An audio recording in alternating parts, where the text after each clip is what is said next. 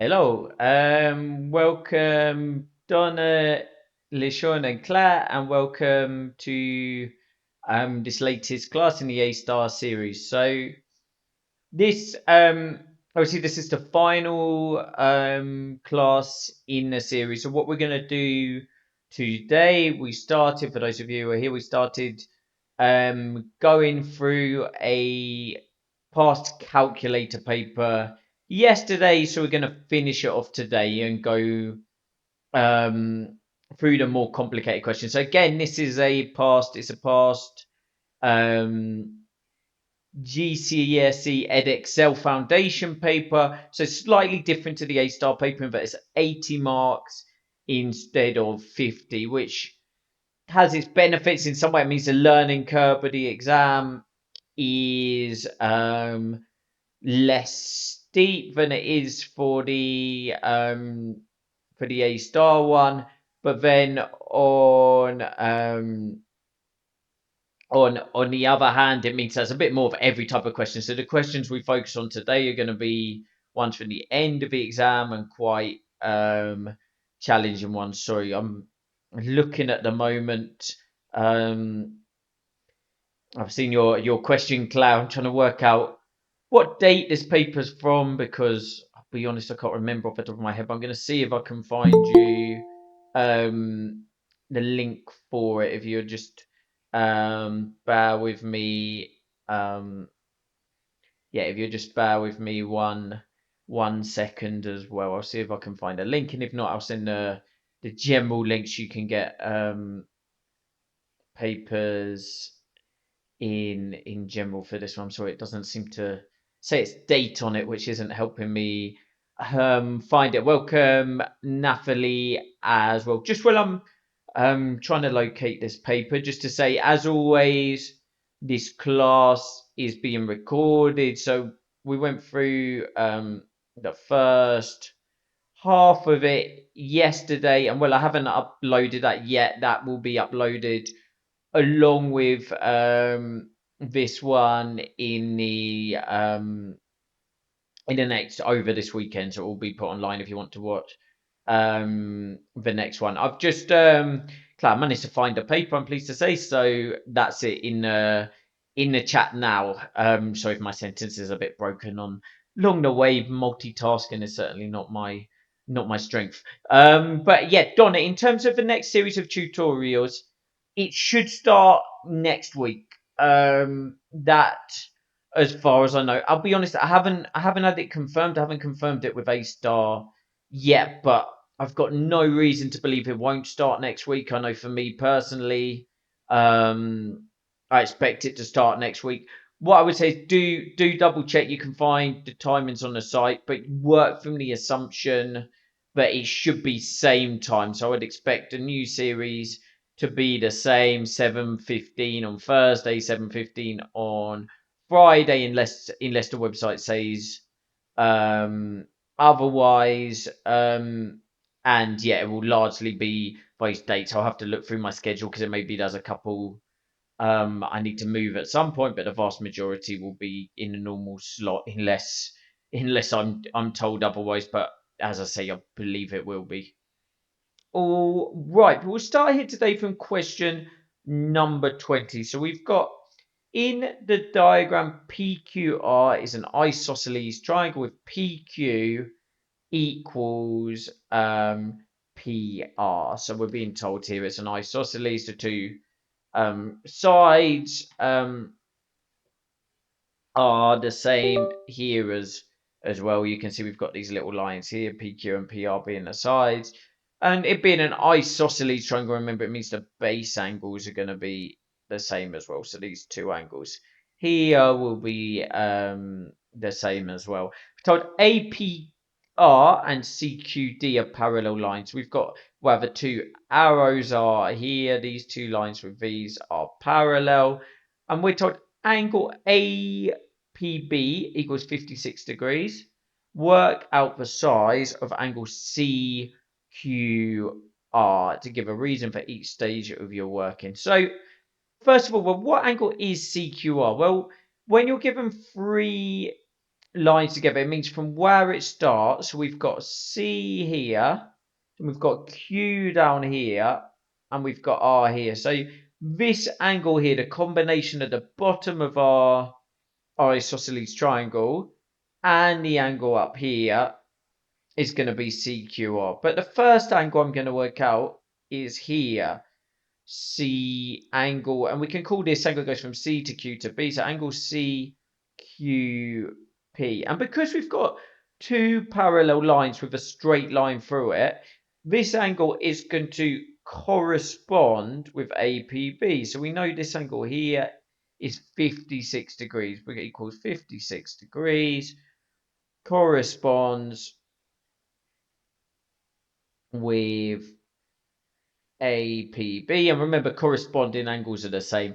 And so it can be one of those things when you've got a question on its side, or you've got a question where the parallel lines are combined with something else. Sometimes it could be a little difficult to see, but remember all rules to do with angles always apply. So if there's two parallel lines, whatever else there is, whether that's a triangle in the question or whatever else, the rules of parallel lines are still going to apply. So corresponding angles meaning if you've got two angles in the same place above and below, which is effectively we've got on the side here, are the same.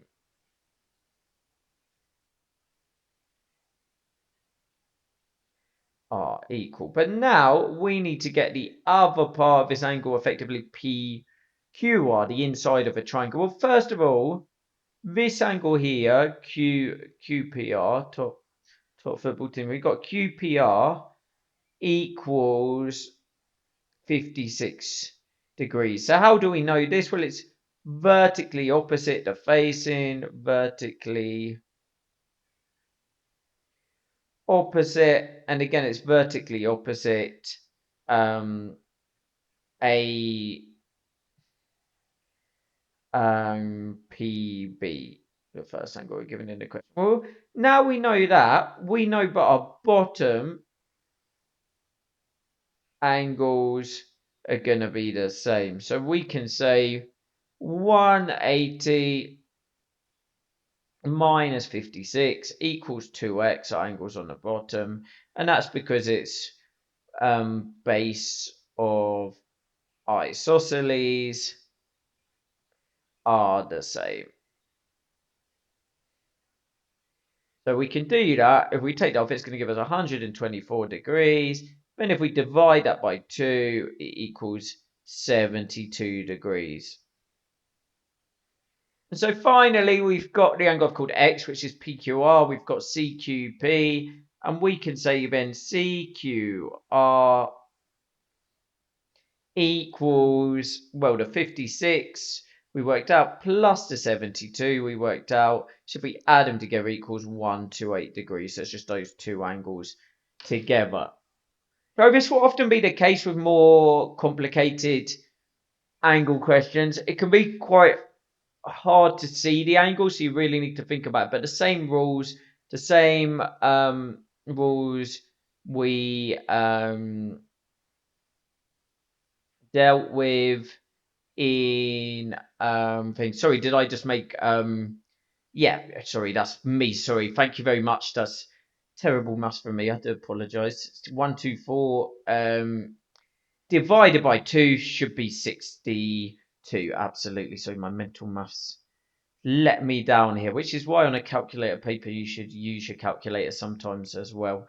Don't always just rely on your head. But thanks for pointing that out, Claire. All of the maths is exactly the same. It's just a miscalculation there from me. But CQR is the combination of the two angles. You do the 56 plus the 62, so it will be 118 degrees. Sorry about that.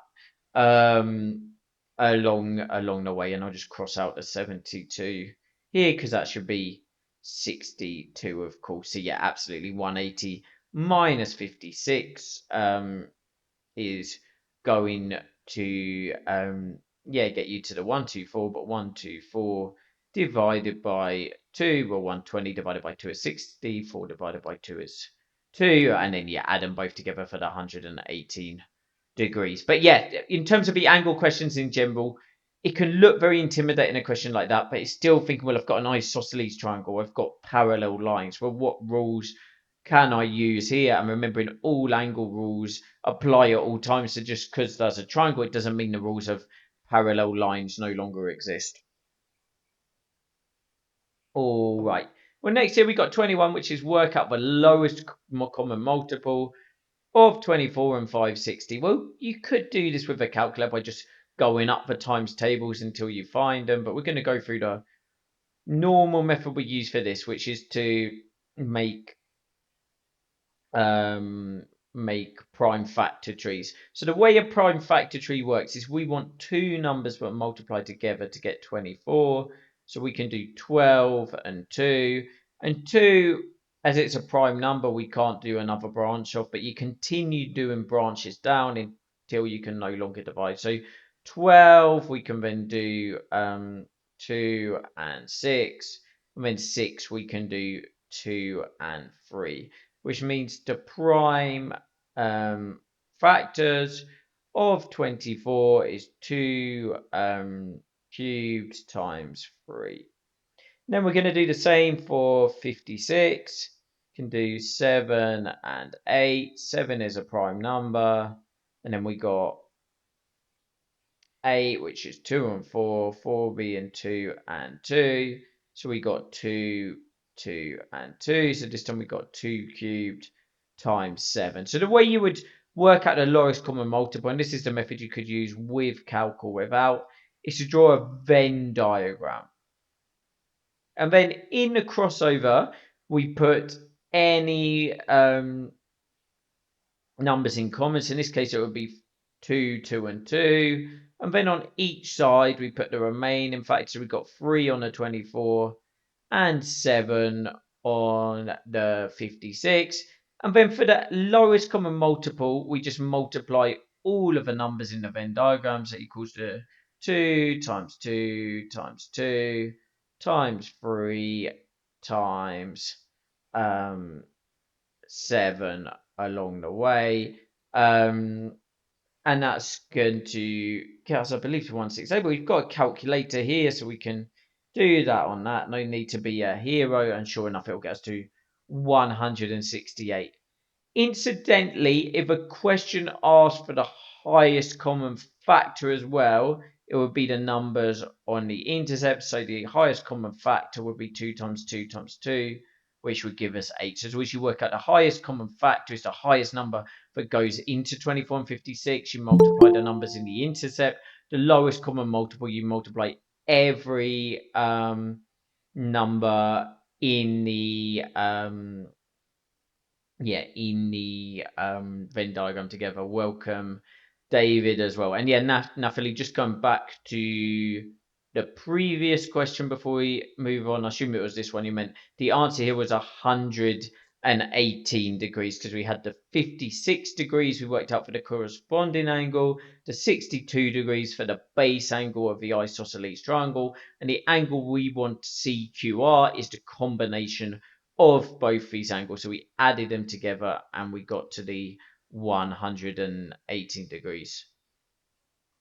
Okay, well, moving on, we got question 22 here. We've got here is a right angle triangle. Work out the value of x. So this is simple right angle triangle, and it's the relationship between three sides. So relationship between three sides of a right angle triangle is Pythagoras.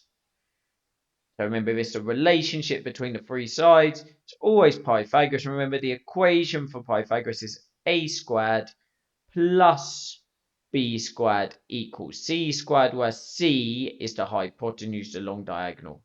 So in this case, it would be, in effect, you could say a squared plus 4 squared, it doesn't matter which side that a and b, equals 8.5 squared. Well, if that's the case with Pythagoras, you can always flip it around, because in maths, if a plus b equals c, then c take a equals b and c take b equals a. Just like 2 plus 3 is 5, So 5 take 3 is 2, and 5 take 2 is 3. This always is going to apply in maths. It's the same here. So we can flip it around, say c squared minus b squared equals a squared. So 8.5 squared minus 4 squared equals a squared. Well, we can do these on our calculator. 8.5 squared, or 8.5 times 8.5, it's going to give us 72.25. And then if we take away 16, which is 4 squared, equals 56.25. Well, that's x squared, or a squared, x squared equals 56.25, which means the opposite of squared is the square root. It's a little sign you will see on your calculator, the line with the white box underneath it. So you need to type that into your calculator, assuming you want to use your calculator for this, which I assume you do. So it's this button here, and then you just write 56.25 underneath, and it's going to tell us the answer is 7.5. So that's what x is. X equals 7.5, or 7.5 cm, doesn't matter which. All right, so yeah, the key thing with that is just to recognize, because it's the three sides we're dealing with Pythagoras here, it's not a trigonometry question, which would always be two sides and an angle.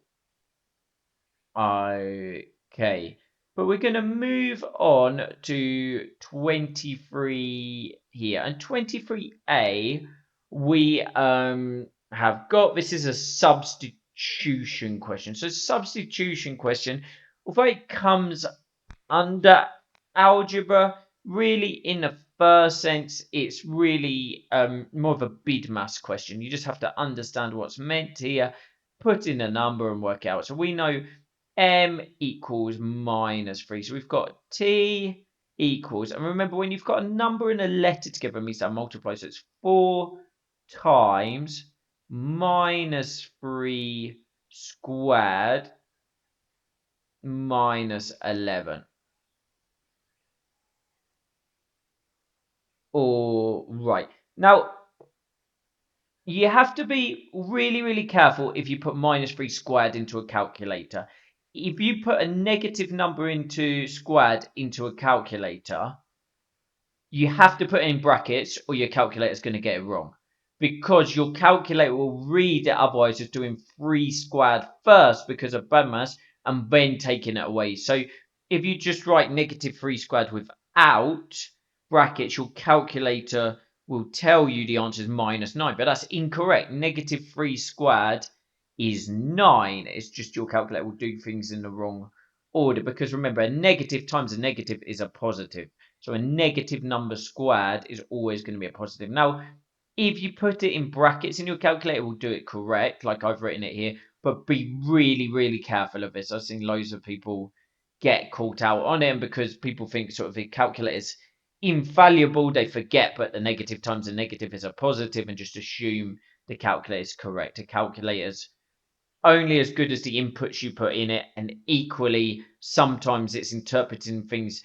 in a different way to what you might expect this being the case, because it's doing things in a different order to how you might mean it. But now we've done that, we do the in BODMAS, you do the indice to power first, then you do the multiplication, so 9, 18, 27, 36, and then you do the subtraction, so t equals 20, 25.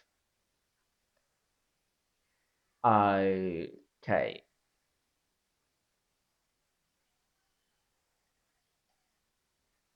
Okay, so moving on from that, we've got B below, and so let's make P the subject of the formula D equals 3P plus 4.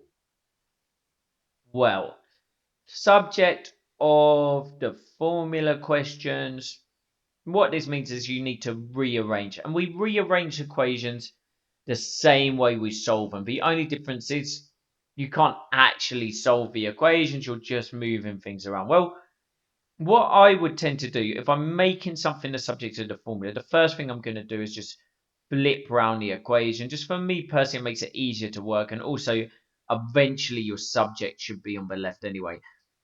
And now, just like if we were solving an equation, we need to do all of the stages to get P on its own. So the first thing we do, just as if we were solving, just as if D is a number, is we need to minus 4 to get the P's on our own. But in this case, we can't literally minus 4 from D because they're not like terms. So we can just write 3P equals D minus 4. And again, just like when we're solving an equation, we need to divide. We've got 3 times P, divide something by itself to get the 1. So we need to divide by the amount of P's, divide by 3 to get the P on its own. Well, again, even though 4 is a number, we don't need to divide these bits individually. All you need to do is you can just write the whole side is divided by 3, is just write it as a fraction. So your final answer with P equals D minus 4 over 3. Remember the fraction here means divided by 3. Okay. Let's give a second to write that down and then we'll move on.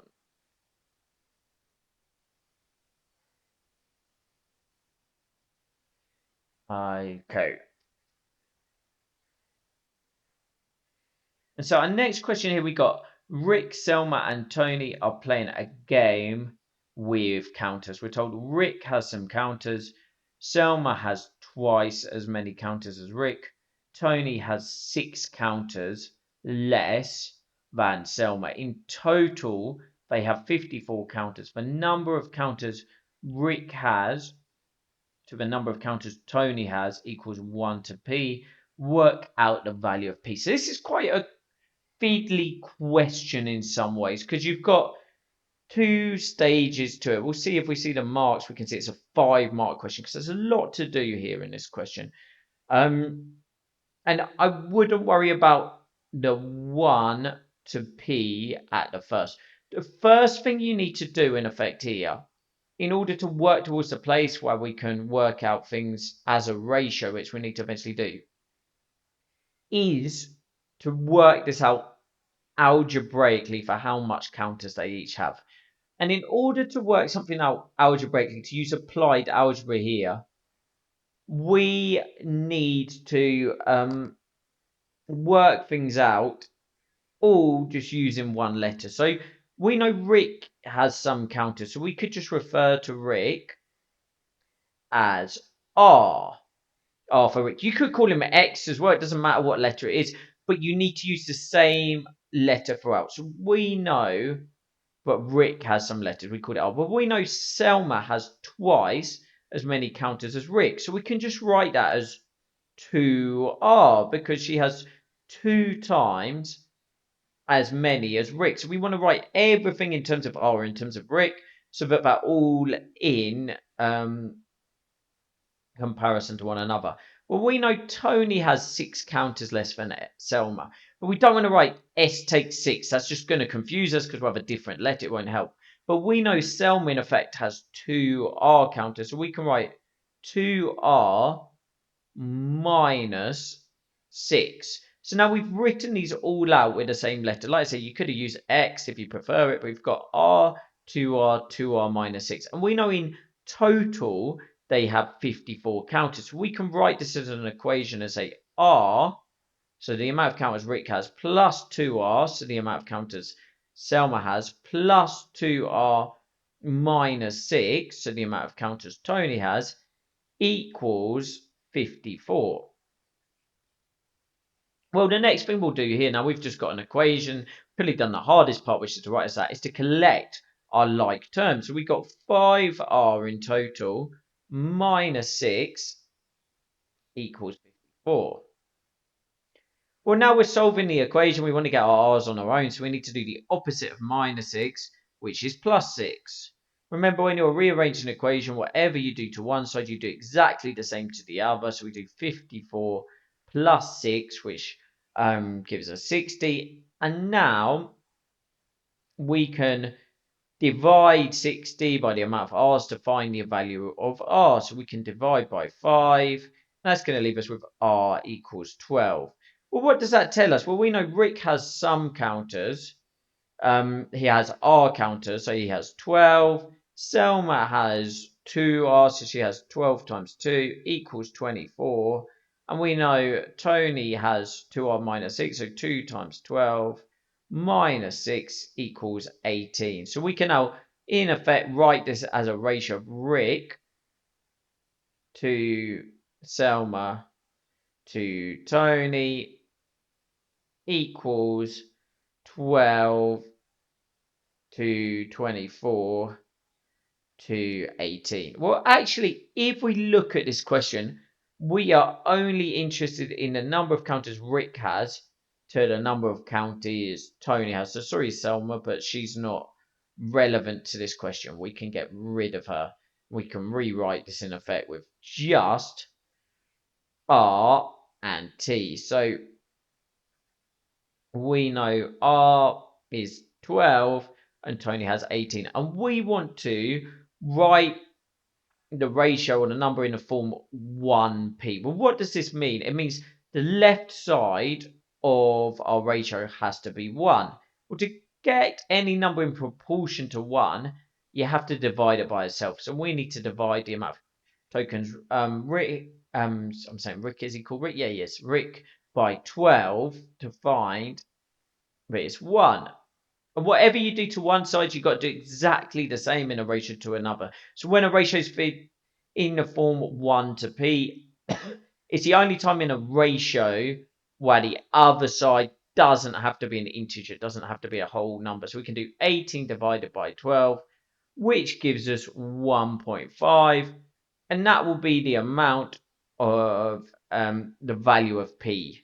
So we can say p equals 1.5. So I'd say it's quite a challenging question. That you've got the first part, which is the applied algebra, working out the values of each part. Then we've got the equation we need to solve, and finally we need to understand the ratio 1 to p so that we can then divide by that. So yeah, it's almost like 3 medium tricky questions for the price of 1. I'd say the first part being the hardest of the 3.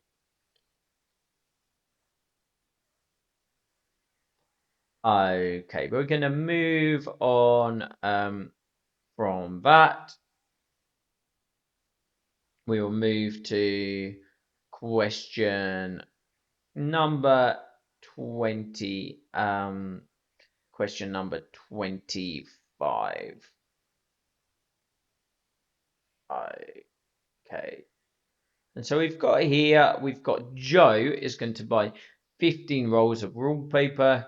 Here is some information about the cost of rolls of wallpaper from each of 2 shops. We got Chic Decor, 3 rolls for £36. And you've got Style Papers, which is packs of 5 rolls, normal price £70, 12% off the normal price.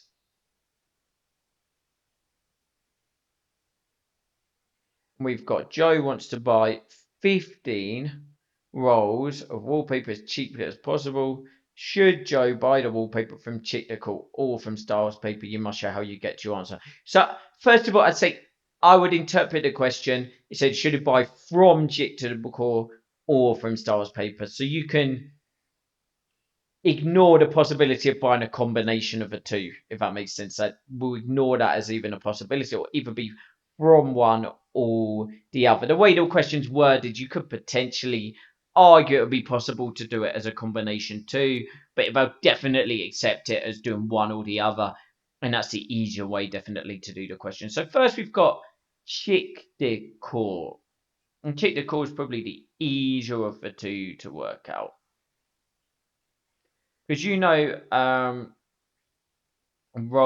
if we do rolls needed divided by rolls per pack equals the packs to buy.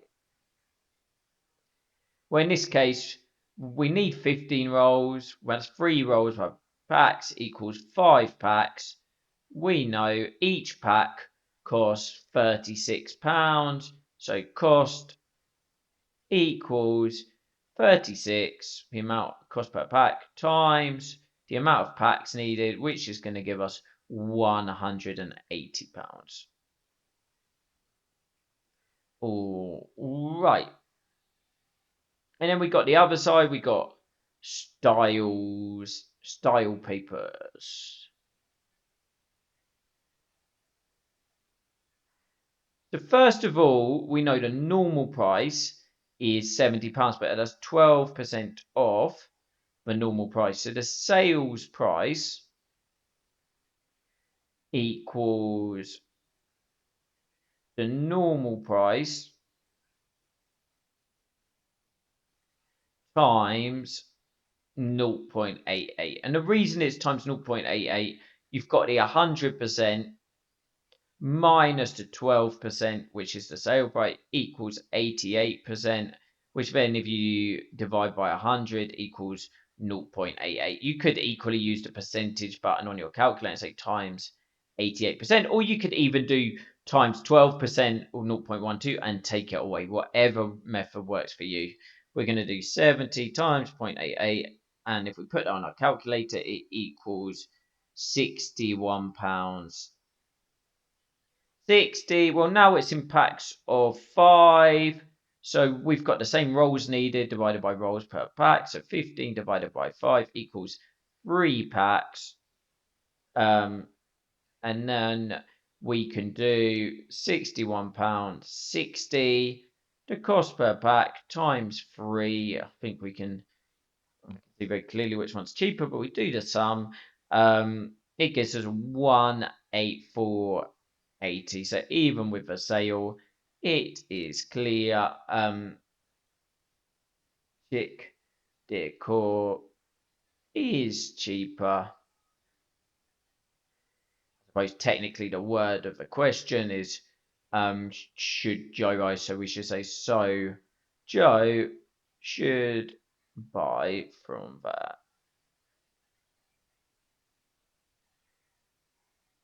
Okay, so it's one of these, yeah, exactly comparison questions. They're quite nice once we calculate this. Just deal with one stage at a time, work through them, and then only worry about the comparison part at the question's conclusion. Okay, we'll move on from then. And so we've got the table gives information about the length in centimeters of some pieces of string. So we've got a cumulative frequency table. Sorry, just a frequency table here we've got. And we're told that Amos draws a frequency polygon below. So probably it's not that common a question here, so it would be easy sort of why have you got something like this. But if ever I'm asked what's wrong, write down 2 mistakes Amos has made. Now some people think, oh, maybe you join the bottom because it's called frequency polygon, but you don't. It's a bit misleading. The name of a frequency polygon is just a line. But the first thing I'm always going to look at on any table like this where I'm like, spot something I've done wrong, is I'm going to look at the scales, make sure that they're linear. So we've got on the bottom, we've got 0, 10, 20, 30, 40, 50. For length, it's fine. But for frequency, we've got 10, 20, 30, 50, 60. So we can say Amos skips out 40 on the y-axis or on frequency. So that's one of our 2 mistakes. Well, our second thing, because we've got split areas, the way he should mark it on a graph, a bit like if we were doing estimating the mean, is at midpoints. So it'd be 15 halfway, sorry, not 15, it should be 5 halfway between 0 and 10, 15 halfway between 10 and 20, 25 halfway between 20, 30, 35 and 45. And if we look at his points, he's Done 5 correct, 15, 25, 35. But the last one, it jumps all the way to 50. So that will be our other mistake here. The final point should be at 45, not 50. We got the two areas with the graph out that are wrong. So something, even if you weren't familiar with a frequency polygon, it's not something that comes up much.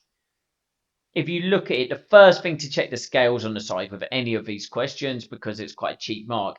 And the second thing, it might be something you didn't realize it was going to be halfway, but if you look at the points, you'd see 5, 15, 25, 35, 50. So it would be a very logical thing to take as calculated a calculated guess. It seems logical, but if a midpoint for 4 of the points, it's going to be midpoint for the fifth one. So you'd have a good chance of working out what was wrong, which is why even if you get a question on a topic you don't know so well, you're not so familiar with, it's always worth having a little think and giving it a go if time allows it. Okay, well, question 27. We've got Jessica runs for 15 minutes at an average speed of 6 miles per hour. She then runs for 40 minutes at an average speed of 9 miles per hour. It takes Amy 45 minutes to run the same total distance that Jessica runs, and we need to work out Amy's average speed given our answer in miles per hour. Well, it might help you. It's not how I'd always think about this myself, but to write out your triangle here for speed, distance, time.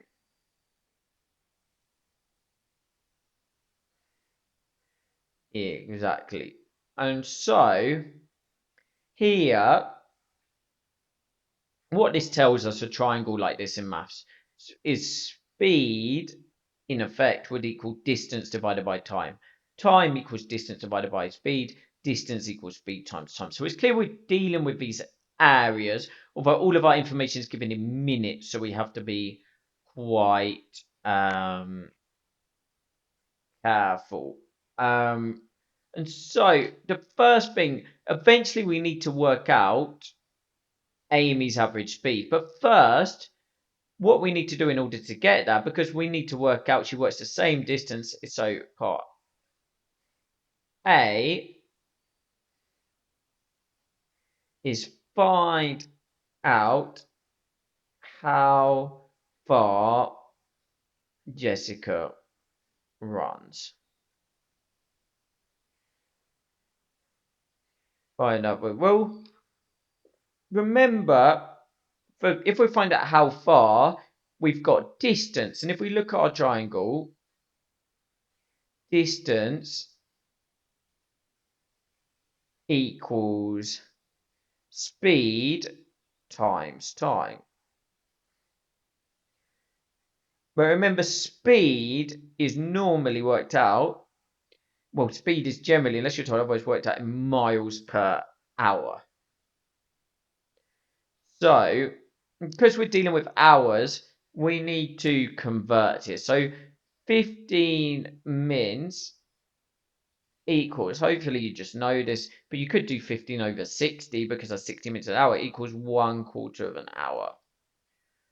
40 mins,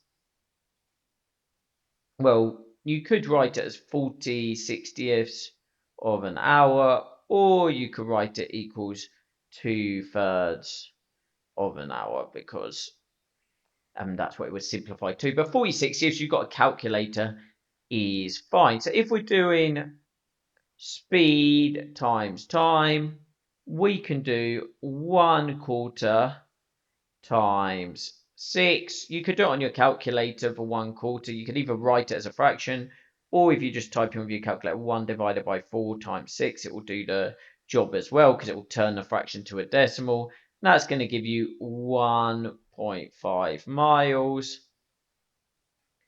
Next, we've got the same. So we've got 2/3 or 40/60ths times 9. Again, you can put into your calculator as 2 divided by 3 times 9, or 40 divided by 60 times 9, whichever one, and it's going to give you 6 miles.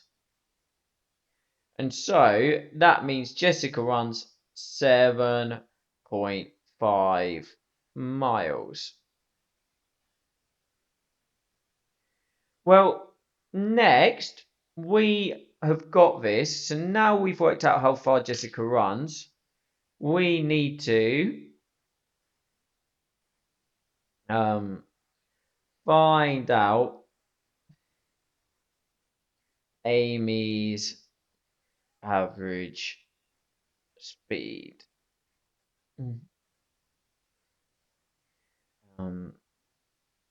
Exactly. So we've got Amy takes 45 minutes so to run the same distance. So we know here, if we're trying to work out her speed, we can circle it now in our triangle again. We can see speed equals d over time. So speed equals distance divided by time. But again, because it's in miles per hour, we need to convert minutes into hours. So 45 mins. And you could just do 45 divided by 60 and get as a decimal, or you could have it equals 3/4 of an hour. You might hopefully just know that naturally just from general speech. But once we know that, that means, well, we know our distance is 7.5, so we just need to do 7.5 divided by 3/4. It's probably easier if you want to do it on your calculator to do. You could do it with brackets or something like that with the division sign. Or as I said, you could just have it as a decimal. 3 divided by 4 equals 0.75. So we can do 7.5 divided by 0.75. I'm sure it will give us 10, but we can put on our calculator to be sure. And sure enough, equals 10 miles per hour. Amy's a pretty darn good runner, to be honest. But yeah, she's doing it at 10 miles per hour. All right. So again, obviously these late exam questions, and for anyone who wasn't here yesterday, obviously we've had a lot of challenging questions today. As I said, the nature of the edX, you get more at each level. So sometimes the exams may feel easier when people practice because you get a softer learning curve. The earlier parts, the parts we were doing yesterday, is definitely there's more simple questions that you might get in the ASO. But equally, this end of the exam, there's a lot of challenging questions. So if you've just come today, you weren't here yesterday, don't be put off by that. A lot of these are quite hard questions. But are ones, yeah, exactly, with practice, there'll be ones where you feel more comfortable with if you can practice and follow the process through. All right, we're going to move on now. So we got a question here. We got the diagram shows rectangle STUV, TQU, and SRV are straight lines. All measurements are in centimeters. The area of trapezium QUVR is ACM squared. Show that A equals 2x squared plus 20x. So this question is certainly high when it comes to the intimidation factor. I think that's fair to say. But effectively, whenever you get a show that, it means work out the area. Effectively, what it's saying is work out the area of the trapezium. And because of the algebra in this question, we're not going to be able to work out as a number. But if you do everything correctly, you'll end up with this, with a 2x squared plus 20x. Now, the area of trapezium as equation for this, which is a plus b, which a and b are the two parallel sides. So in this case, we've got a trapezium here. We've got a and b divided by 2, so the halfway point, and then times the height, so the perpendicular height. Well, in this case, we've been given B is 5, but we haven't been given A. However, we know the total of the bottom is 3x plus 5. So if Q and T is 2x, the rest of A has to be x plus 5. Because if you think about it, then we've got 3x plus 5 on the top, 3x plus 5 on the bottom. Now we've got a straight up side of this trapezium. So UV is just the same as the other side of our rectangle. So we've got 4x. And now we've got these numbers, we can put them into our equation for a trapezium because we know A is x plus 5. And then we've got B, so it's plus 5 divided by 2. And then if we times that by 4x, that's the height, equals A.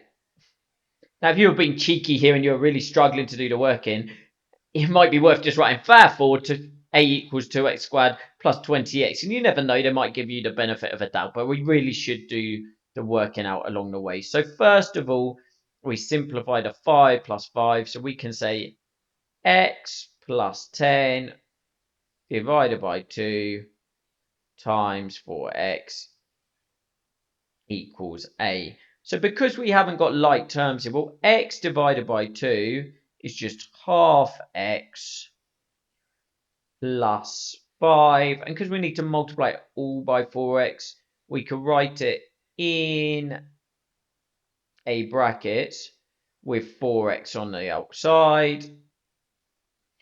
But I'm going to write the A on the left because the A is on the left at the top. It doesn't matter if it's on the left or the right.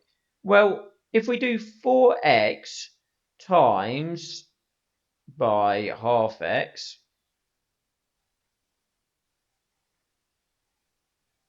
well, 4 times half is just going to equal 2. And x times x equals x squared. And then if we do our second sum, we do 4x times 5. Well, 4 times 5 equals 20. And then we just got x on its own, so it'll be 20x. So now we can write, what do we have? We have A equals 2x squared plus 20x. Well, if we look back up at the question, that's what we wanted to get to along the way. So we've completed the question. So whenever it says show that, if you solve things, if you do it correct, if you put it in its simplest form, is where you're going to end up. So it's a little bit fiddly here. I'm just going to repeat through what we did. First of all, we worked out the top of the trapezium QU by using the bottom because we knew the entire top of the rectangle had to be 3x plus 5. So we ended up with the x plus 5 there. And we knew the perpendicular height of our trapezium was 4x. Then we put all of these measurements into the formula for the area of a trapezium, which is always of a parallel size. If you add the longer and shorter side together and divide by 2 to get the midpoint, and then times by the perpendicular height, you'll get the area of a trapezium. Well, we're told the area is just marked as A, so we could then put that into our equation, and then it was just a case of working through the equation in the correct order, going like that. So it's a little bit fiddly because we're dealing with a lot of x's, we're dealing with a lot of algebra along the way, but doing one stage at a time, working through slowly. And if you do it all correctly, you're going to end up at the A equals 2x squared plus 20x. Now, what I was saying earlier, I'm only partially joking. If you put the first numbers into your calculator, the first numbers into the equation, so x plus 5 divided by 2 times 4x equals A. And then you weren't quite sure how to do it, or you've run out of time at the end of the exam. There's only 3 marks available here. So actually, if you write therefore A equals 2x squared plus 20x, they probably would give you the marks. I still think it's better to do it stage by stage to ensure it, but they probably would give you the marks because it's therefore, look, if you do this, all you get that. It's kind of what people would do, to be honest, in a higher maths where the questions have loads and loads of different stages to it. So you probably would get away with that, but it is better, obviously, to do it stage by stage if you can. All right. Well, next here, we've got a question here, which is change 30 meters per second to kilometers per hour. So it's an intimidating looking question, this, but it's about doing one stage at a time. So first of all, we want to get to meters per hour. It's going to be easier to do that. You could do it in different orders. Well, first of all, if it's 30 meters per second, we want to get to, in fact, I'm going to put an extra stage in just to show rather than write twice. So first we're going to get to meters per minute. Well, that's 60 seconds in a minute. So we can just do 30 times 60. Obviously, you've got a calculator here, even though it'd be 3 sixes at 18 plus the y0 equals 1,800 meters per minute. Well, now we've done that, we can do meters per hour. Again, that's 60 minutes in an hour, so we can do 1,800 times 60, which I think will get you to 108,000. I'm going to put this one in the calculator, so I've already made one silly mistake today, but yes, go put that in, you get to 180,000 meters per hour. Well, then 1 km equals 1,000 meters. Remember, the prefix kilo means 1,000, so like kilograms, 1,000 grams, kilometers, 1,000 meters. If you can remember one, you can remember it all. So final stage we need to do is convert to km per hour. So we can just do 108,000 divided by 1,000, which you could do on your calculator, but it's just knocking the 3 zeros off, equals 108 kilometers per hour. Okay, and so we got the final question here today. We got the value of Michelle's car has decreased by 15%. The car now has a value of 13,600. Work out the value of Michelle's car before the decrease. So this is just a straightforward reverse percentage question. So we know reduced price equals the original 100% minus the reduction 15% equals 85%. And then if we just make that a decimal, 85% divided by 100 equals 0.85. And to do reverse percentage, you can always just reverse by divide by the percentage we have, or as a decimal, so we can just do 13,600 divided by 0.85. And that's just going to give us 16,000 pounds. And that's it. 16,000 pounds. That's all you have to do. You could alternatively, some people feel more comfortable doing this, do 13,600 divided by 85 to find 1% and then times by 100. Either way is absolutely fine, whatever suits you. But the important thing is to work out is 85% of the original work from back to the 100%. Okay, well, that brings us to the end of this exam. There's quite some labor intensive questions today. It's quite a tough finish to this exam, to be honest, but a lot of good topics covering things obviously we've gone through in the course, but seeing some complicated versions of them. So yeah, thank you all so much for your concentration tonight. Really appreciate it. As I said, I think there will be normal time next week where we'll be starting round again. So I think 7:15 Thursday and Friday. For anyone who's got that exam coming up, best of luck. I really hope it goes well, and I really hope in the nicest possible way I don't see you back. For anyone who doesn't have that exam coming back, who wants to intend for any reason in the next course, of course, you're more than welcome at all. So yeah, have a great night, have a brilliant weekend, everyone, and I will see you next time. And yeah, Clat, as far as I know, I'm not admin, I'm not an employee of A Star. If they use me for the group classes. My understanding is you can keep joining until you take the exam. I've certainly, yeah, exactly. I think, yeah, exactly. A couple of you I know have been in sort of 2, 3 run-ins of the course already, so I'm sure it's absolutely fine. And it'll be a pleasure to have you back again for as long as you want. As long as no one at A Star stops you, you're always welcome from my perspective, anyway. All right, brilliant. Have so just coming to Liz Sean's question just before I leave, she said, "Is the answer sheet to this accessible?" So it's not my answer sheet, but I can share you. I'll show you a link to our answer sheet for this. So it's not the same working I've done through this, but this link here you can see answers on. So I'd recommend, yeah, trying to work through yourself through the exam and then having a look at this along the way as well if you need to. All right, you're welcome. Have a good night, everyone. Bye bye.